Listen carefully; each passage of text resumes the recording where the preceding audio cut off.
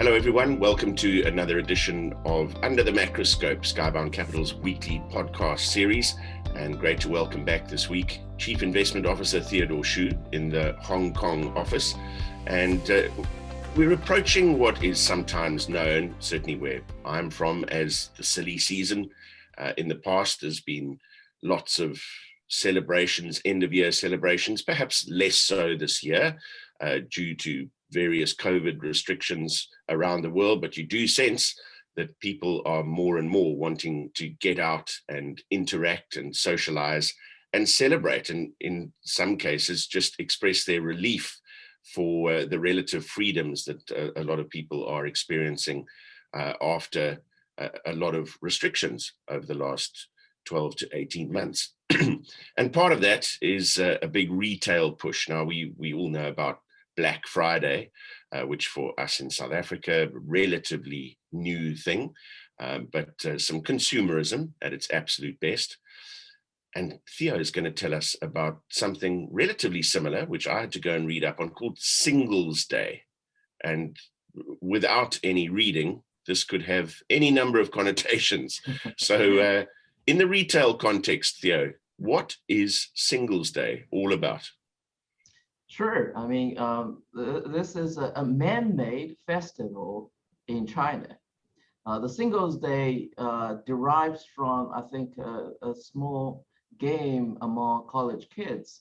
They named this 11th of November as Singles Day because in the date you see 4 ones, so meaning you are all by yourself. And very soon, a very large internet company decided to make this Singles Day a shopping festival, and that was Alibaba 13 years ago. So Alibaba, across a few of its own e-commerce websites, decided to launch a campaign 13 years ago on this very day, the Singles Day, and when it started, it was not really gaining much traction at all.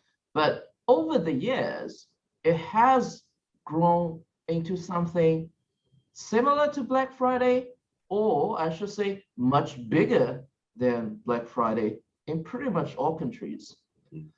And by the way, after Alibaba started the thing, everyone else, all the other retailers and e-commerce sites obviously was trying to jump on to the same bandwagon as well.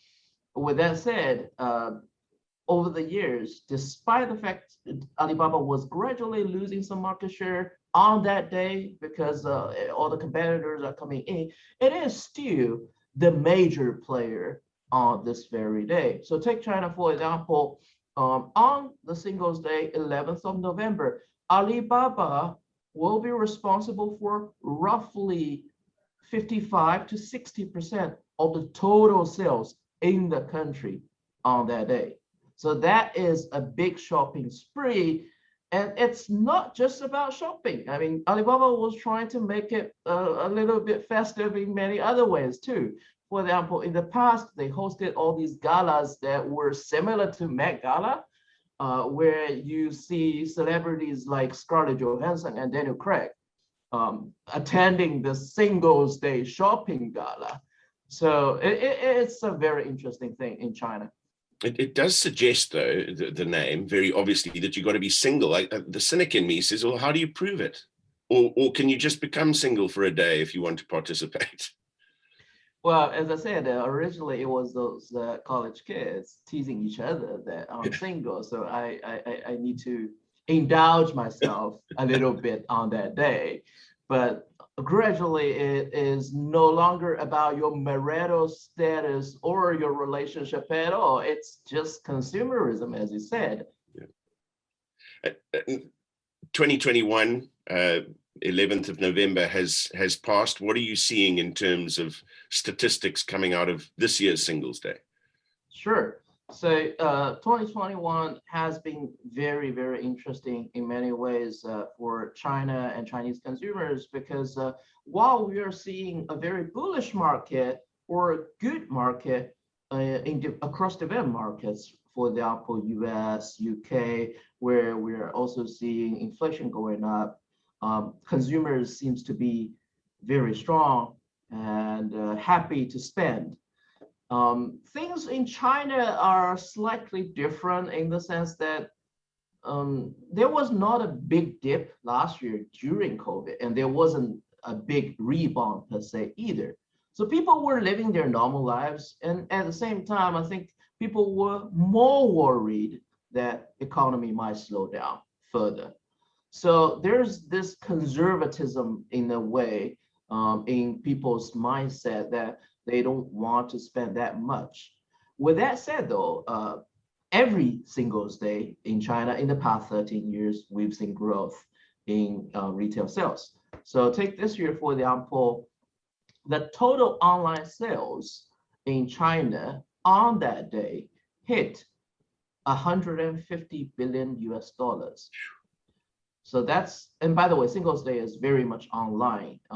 Although we talked about Black Friday, but if you're familiar with the US, you would note that Singles Day is actually closer to Cyber Monday, which is the Monday immediately after the Black Friday, because Cyber Monday is also a very much online thing.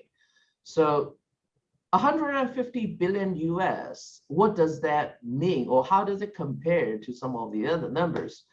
To give you a rough idea, we talked about Black Friday, and as many of you might know, Black Friday was a very much US invention. So take last year's Black Friday in the US, for example, the total sales was roughly 15 billion US.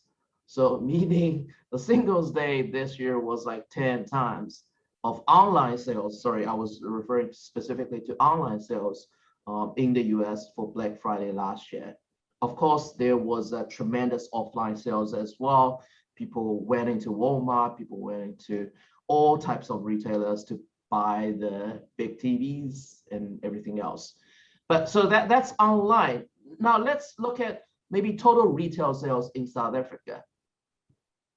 Total retail sales in South Africa in year 2020 for the whole year was 75 billion US. So the Singles Day in China was almost like twice the size of SA's annual retail sales, be it online or offline. So that's the mess that we are talking about on that particular day. What's also interesting is we mentioned Alibaba. Alibaba was the original inventor of the whole thing. So do we see they benefit a lot from that day? Yes, in general, yes, but they are growing significantly slower than most of their peers and competitors. So the largest flagship offering from Alibaba is Tmall. It's Amazon-like e-commerce site. So Tmall sales was up about 8% this year. It's decent, right? But the thing is, investors are used to numbers like 30% or 50% growth in the past, and which was the case for like previous years. Literally, you saw sales growth by 30, 50% every single year.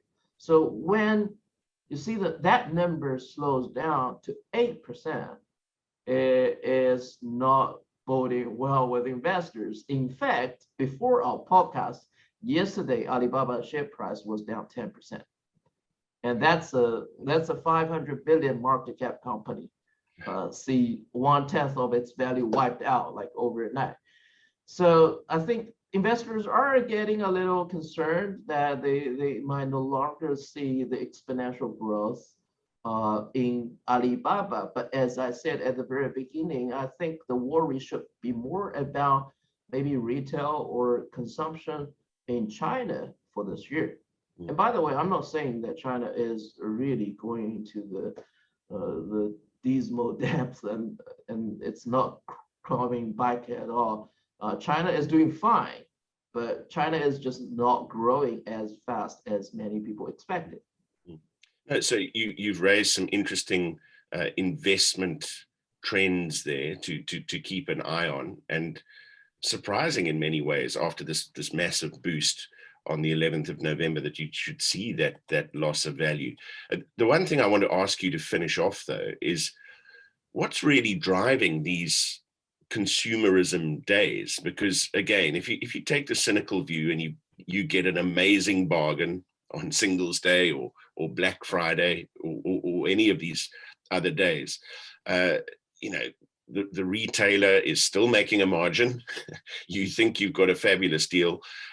Is it about stock clearance mainly? Is it about marketing? Is it about getting you into an environment where you feel like you've done well, so you're predisposed to coming back? What's the psychology behind it all, in your opinion?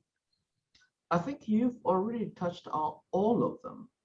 All of them were in play in previous years, and we've seen new retailers trying to establish themselves, trying to position them as a new brand or whatever in front of all consumers, obviously by offering big discounts or good deals to clients. That is in itself a very good appeal. And at the same time, speaking of offloading inventory, etc., I think in China at least, we've seen it that day to be such a good day for retailers to clean up whatever inventory they have or they had hoarded from previous periods. Many brands are seeing maybe a quarter to 1/3 of that annual sales taking place on that very day. So that is like a big campaign for them, not a battle at all. It really is about the whole warfare for that year. And therefore, I think what's also interesting, as you refer to psychology, I talked about the slowdown in growth.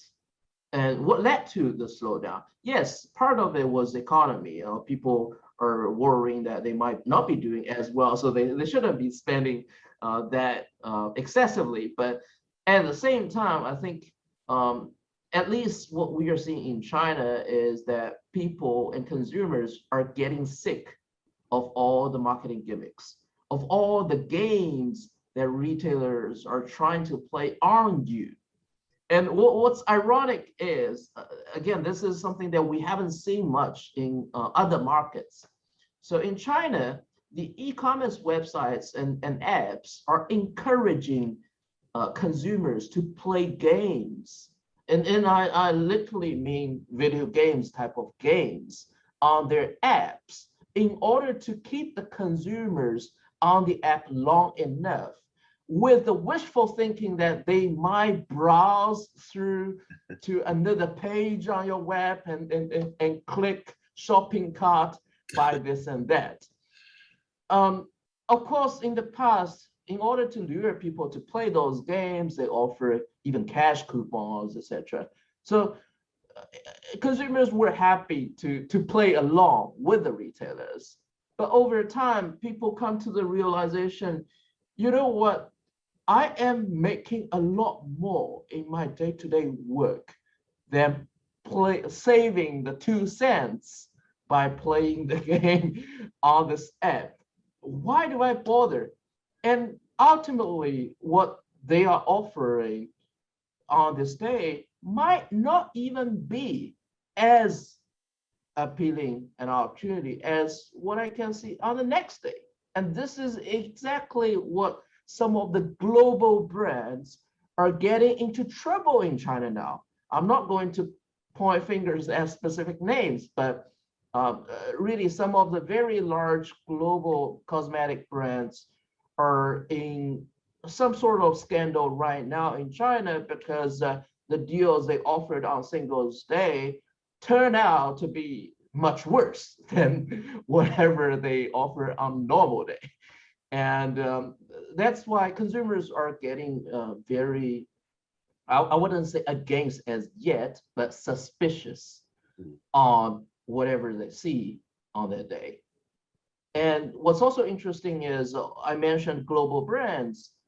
I think some of the domestic brands, however, are trying to really take advantage of either the vacuum left out by those brands who didn't play well enough, or trying to gain traction from their home market. And we have seen a much bigger than ever trend this year. Take sportswear, for example.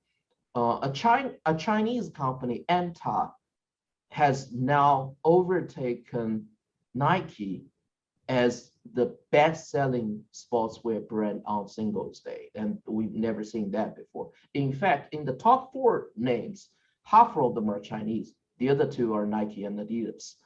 So we are seeing that kind of trend in some of the other segments as well. Apparently, there are more and more Chinese consumers getting attracted to the homegrown brands. Well, what you're saying is that even if the suspicion and the cynicism among consumers grows, the curiosity is still very much there, and some absolutely staggering numbers that have come through on Singles Day 2021. I'm not planning to be single in November next year, but I'm certainly, you piqued my interest. I'm going to be dipping around online just under a year from now. Theo, as always, great to talk to you. Some really interesting trends. And I guess another thing to add to that is how in many countries, not that it wasn't the case in China and the US before, have just gravitated towards online shopping during the pandemic. And it's become far more second nature. So people are more savvy, and they're looking for deals as they would do on the shop floor. They're now looking for them online. So thank you for all of that, and we look forward to having you on the podcast again in the very near future. Don't forget that you can download Under the Macroscope on Apple, Spotify, and the Google podcast platform for Android, and all past editions of Under the Macroscope are available at www.skyboundcapital.com. Till next time on Under the Macroscope, have a great week.